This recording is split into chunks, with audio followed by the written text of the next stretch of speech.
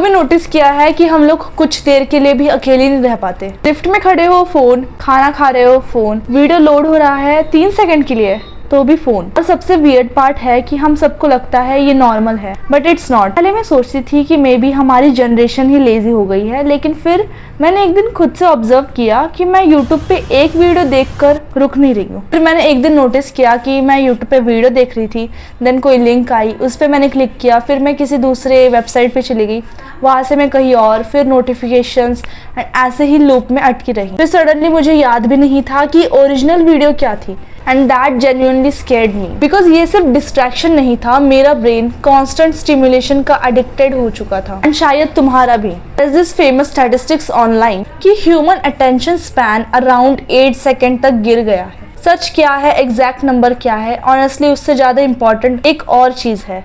हम सब फील कर सकते हैं कि फोकस वीक हो रहा है। एक टाइम था जब लोग पूरी मूवीज़ बिना पॉज देखा करते थे, बुक्स फिनिश करते थे, घंटों तक काम पे फोकस कर लेते थे, लेकिन अब 20 सेकंड की रील में अगर हुक ना हो तो कोई भी नहीं देखता, क्योंकि हम पहली जनरेशन है जो बचपन से एल्गोरिदम के साथ बड़े हुए हैं।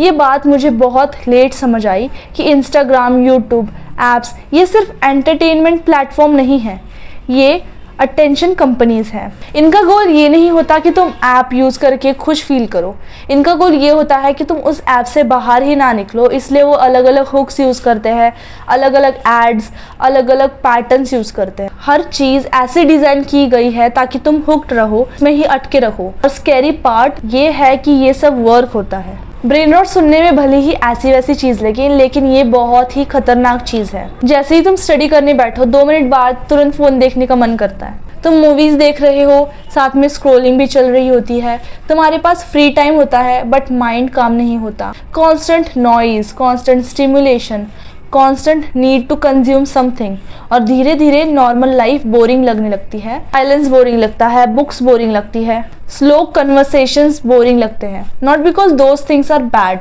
बिकॉज तुम्हारा ब्रेन अब हाइपर स्टिमुलेशन की आदत में चला गया होता है। मुझे लगता था कि बिगेस्ट प्रॉब्लम अटेंशन स्पैन का नहीं, बिगेस्ट प्रॉब्लम ये है कि तुम प्रेजेंट रहना भूल रहे हो। हम जब वॉक पे जाते हैं तब भी हम फुली प्रेजेंट नहीं होते।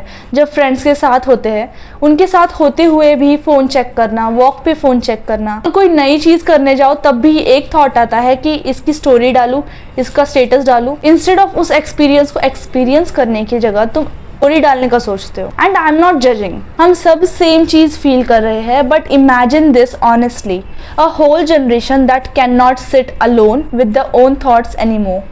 That's scary. लोग सोचते हैं कि लो अटेंशन स्पैन सिर्फ स्टडीज़ अफेक्ट करता है, लेकिन नहीं, it affects everything, relationships, creativity, confidence, discipline, because every meaningful thing life. फिर ये लॉन्ग टर्म गोल्स इम्पॉसिबल लगेंगे। सबसे डेंजरस चीज़ ये है कि हमने लाइफस्टाइल को नॉर्मल मान लिया है, सभी तो ऐसे है। Exactly, that's the problem. हमारी जनरेशन कॉन्स्टेंटली कनेक्टेड है बट मेंटली एग्जॉस्टेड। हमारे पास एंटरटेनमेंट अनलिमिटेड है बट पीस रेयर हो गया है, और कंपनीज इसी पे बिलियंस कमा रही है। The longer you scroll the richer they get, the weaker your focus become.